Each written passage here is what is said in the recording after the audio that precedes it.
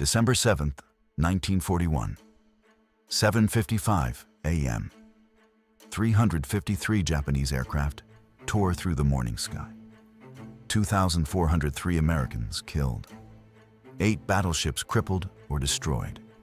The U.S. Pacific Fleet obliterated in 110 minutes. USS Arizona survivor Donald Stratton later said, "There was a ball of flame that went 500 feet in the air. It engulfed the whole bow. The ship just cleaved apart.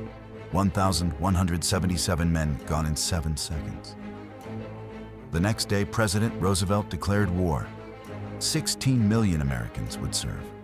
400,000 would never come home. Pearl Harbor didn't just start a war, it forged a superpower. But before victory came sacrifice.